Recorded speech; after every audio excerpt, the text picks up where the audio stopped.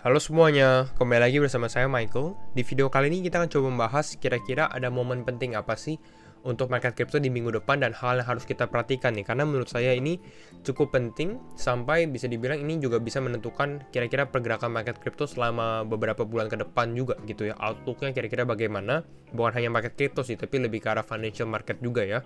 Jadi kita akan bahas hal itu, kita juga akan bahas update soal technical Bitcoin, berita Bitcoin, dan beberapa berita crypto lainnya ya.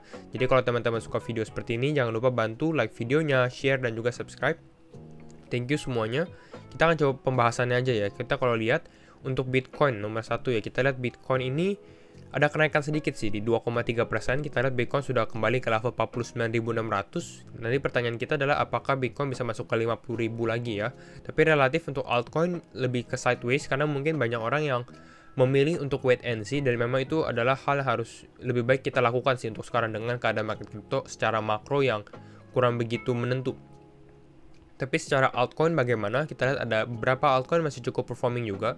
Ada QNT, Quan, ini naik sekitar 20%, 19%-an, cukup bagus juga Quan ya. Ada Rose, Oasis Network, 16%, Gala, Sandbox, dan lain-lainnya. Tapi ya relatif lebih baik wait and see kalau teman-teman, jangan terlalu FOMO dulu ya, karena memang belum menentu. Kalau kita lihat penurunannya bagaimana, yang koreksi juga hanya sekitar 2%, 5%, jadi ya nggak terlalu banyak juga lah kalau misalnya kita tanya yang koreksi ya untuk penurunannya.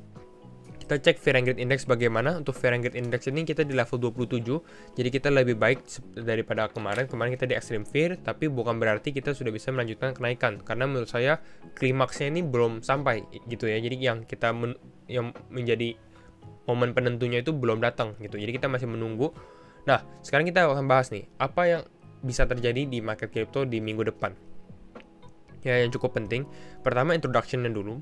Ini kalau nggak salah di minggu lalu US inflation itu sudah ada dirilis datanya. Jadi inflation di Amerika di bulan November itu kira-kira bagaimana ya, dan di sini kita bisa lihat dari beritanya sendiri bahwa inflasi di Amerika itu kena di sekitar paling tinggi selama 40 tahun lah, 39 tahun, paling tinggi dari 39 tahun. Dan ini kita bisa lihat dari CPI-nya. CPI bisa dibilang seperti inflasi juga ya.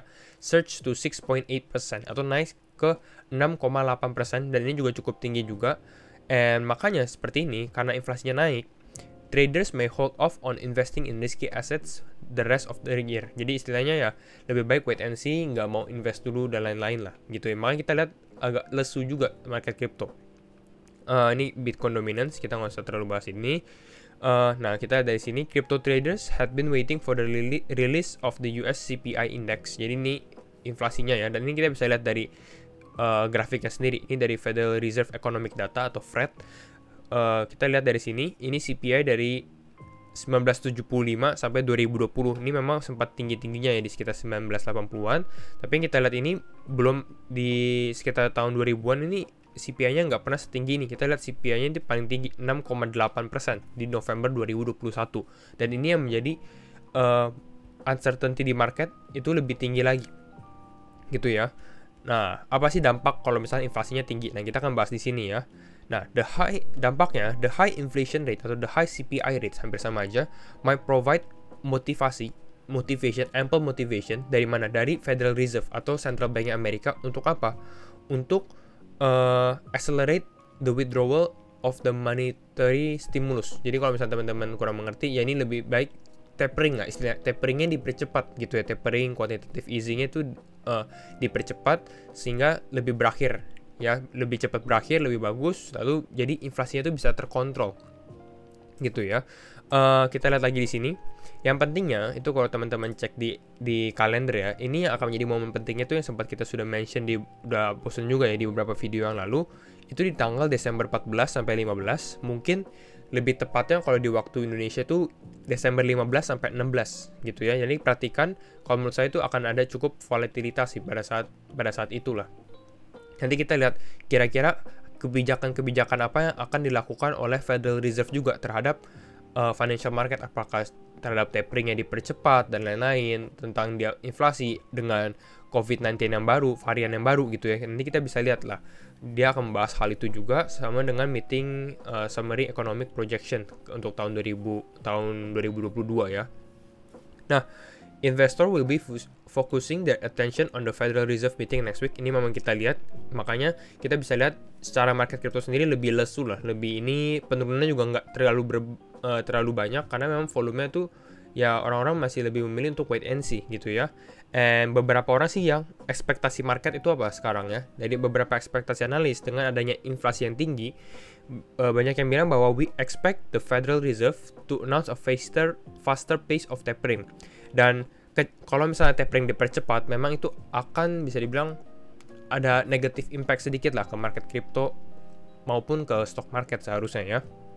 Dan ya, kira-kira itu kenapa bisa mau dipercepat taperingnya, karena Federal Reserve ini mau istilahnya mengontrol inflasi. Yang tadi kita lihat di sini inflasinya sudah tinggi, makanya dia harus kontrol inflasi dengan cara apa? Dengan cara mempercepat tapering dulu gitu. Karena semua itu berhubungan istilahnya ya, monetary policy.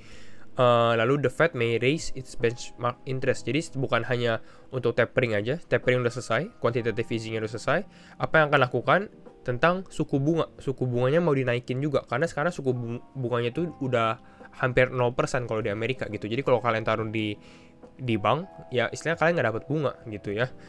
Hampir 0, berapa persen aja gitu ya.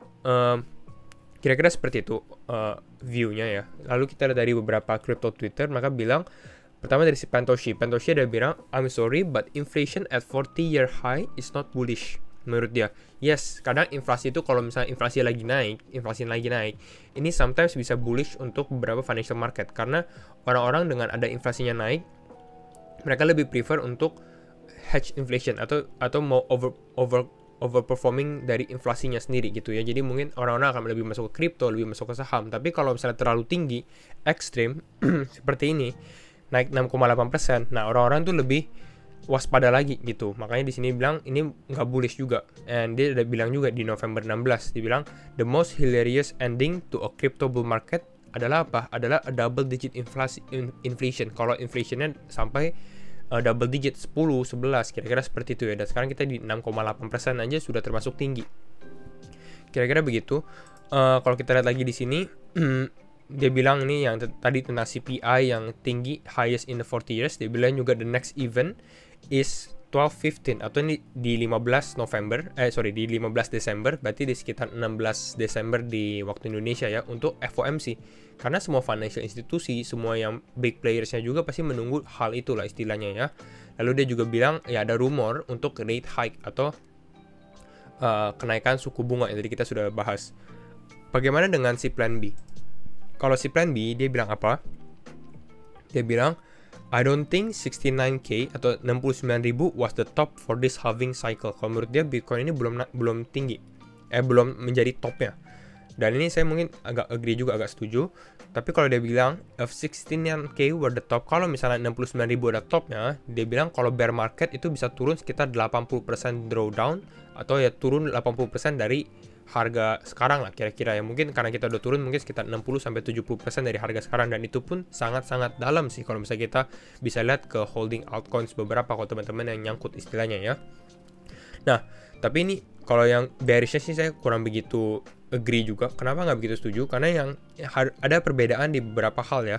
Kalau kita lihat di tahun 2013, 2014 kita bisa perhatikan ya, ini chart harga Bitcoin dan distance to all time high. Kalian bisa perhatikan dengan garisnya aja ya. Ini kenaikannya ini cukup exponential, kenaikannya cukup cepat ya. Jadi naiknya cepat. Jadi kalau misalnya kita turunnya juga cepat, itu ya sangat normal juga. Kita lihat di 2017-2018 juga naiknya cepat. Penurunan sekitar 80% itu juga cukup normal. Tapi yang harus kita perhatikan adalah untuk di tahun 2020-2021 pada saat kita naik, ini naiknya tuh lebih naik, terus consolidate, naik lagi, terus ada konsolidasinya lagi gitu. Jadi kalau misalnya kita penurunan atau kita bear market, harusnya nggak sedalam 80% juga. Tapi ini kalau misalnya kita bear market. Nanti kita bahas juga kalau bear market itu gimana sih konfirmasinya istilahnya ya. Untuk Bitcoin Rainbow Chart bagaimana? Untuk Bitcoin Rainbow Price Chart kita bisa perhatikan juga di sini bahwa kita masih di hodl istilahnya ya. Jadi kita masih di warna kuning. Jadi ini bahkan kita belum sempat menyentuh zone yang warna merah yang sebelumnya kita sentuh di tahun 2017 dan tahun 2013-an. Kira-kira gitu. Nah, untuk analisa teknikal Bitcoin bagaimana? Tadi kita sudah bilang kemarin kalau misalnya bear market itu yang harus kita perhatikan itu di sini. asalkan Bitcoin belum membentuk lower low ya, ini asalkan Bitcoin nggak turun di bawah lower low ini, di bawah 39.000 atau closing di bawah, ini kita masih 50-50 sih antara kita naik ataupun turun. Tapi kalau saya rasa sendiri mungkin kita bisa lebih ke arah konsolidasi dulu di beberapa hari ke depan, bahkan sampai ke awal tahun dulu ya. Kenapa? Karena ini kan kita lihat, kita menunggu FOMC meeting. Ini kita coba kasih ini marker. Nah, di sini FOMC meeting tanggal 16 Desember ya. Kita ganti warna, mungkin ke warna pink kali ya. Nah, ini ada FOMC meeting di sini. Nah, ini udah 16 Desember dan biasanya itu kan sudah ada break akhir tahun, ada libur holiday akhir tahun, dan market cenderung lebih lesu juga di saat udah mau akhir tahun juga ya. Jadi mungkin kita bisa menunggu kalau misalnya market crypto mau recover ya, mungkin ya awal tahun lah, ya awal tahun depan mungkin kita baru bisa lihat ada pergerakan lagi untuk di market lagi sendiri. Kalau untuk sekarang ya kita lebih ke daerah konsolidasi dan lebih baik wait and see dulu sih. Karena kalau misalnya istilahnya market crypto walaupun dia naik sekarang dan tiba-tiba ada ternyata tapering dipercepat dan lain-lain, itu market akan menunjukkan baru pergerakannya lagi, apakah kita turun lagi dan lain-lain. Jadi ya kalau misalnya teman-teman mau lebih amannya kita lihat dulu nih pergerakan Bitcoin kira-kira bagaimana. Untuk altcoin bagaimana? Untuk altcoin sebenarnya gampang sih. Jadi kalau misalnya Bitcoin aja sekarang masih belum bergerak gitu ya, tuh kalian lihat Bitcoin, asalkan Bitcoin tidak masuk ke dalam bear market, asalkan Bitcoin tidak turun, altcoin itu masih relatif aman, karena kemungkinan altcoin untuk naik lagi itu masih tinggi selama Bitcoin masih bisa melanjutkan kenaikannya gitu. Jadi asal kalau misalnya Bitcoin aman, ya altcoin aman. Tapi kalau Bitcoin masuk bear market, nah itu harus agak was-was lah. Kira-kira gitu ya. Itu satu untuk pergerakannya. Lalu di video kemarin kita juga sempat bilang, terakhir ya untuk waktu kita bahas Bitcoin, ini Bitcoin masih ada bisa mengalami penurunan, dan bahkan kita ada masukin ke dalam kotak ini, dan ini memang dia turun retest dulu ya. Dan untuk sekarang bagaimana? Ya mungkin relatif sideways. Bahkan kalau misalnya ternyata dalam beberapa hari ini kita bisa breakout sebelum kita FOMC meeting, ini harus kita perhatikan juga. Kalau misalnya hijau dan teman-teman rasa wah ini market secara makro uncertain-nya atau nggak begitu jelas nih ke depannya kira-kira bagaimana, mau take profit dulu. Kalau misalnya ada yang masih profit istilahnya masih boleh juga. Jadi kita risknya tuh berkurang dulu gitu ya.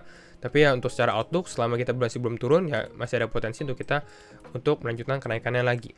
Itu satu. Lalu kalau kita perhatikan selain dari Bitcoin, yang saya lihat itu juga dari stock market sih, S&P 500 contohnya. Kita lihat dari stock market yang paling ini ya. Biasanya Bitcoin itu mengikuti stock market, ada korelasi dan positive correlation. Jadi kalau misalnya Bitcoinnya positif, stock marketnya naik, Bitcoinnya naik, kira-kira seperti itu. Dan kita bisa perhatikan memang pada saat Bitcoin turun kemarin, ini stock market ini juga lagi turun, gitu ya. Tapi yang sedikit perbedaannya, ini stock market udah turun, tapi dalam minggu ini dia sudah bisa berhasil naik kembali. Tapi apa yang terjadi oleh Bitcoinnya belum bisa berhasil naik kembali, gitu ya. Tapi ini stock market sendiri nih bakal ada efek juga sih terhadap tapering. Jadi ya lebih baik teman-teman kalau misalnya mau lihat seperti ini ya menunggu lagi waktu FOMC meeting. Kira-kira seperti itu untuk stock market korelasinya ya. Lalu yang terakhir yang kita mau bahas itu adalah Bitcoin dominance. Untuk Bitcoin dominance, nah ini sempat kita bahas juga.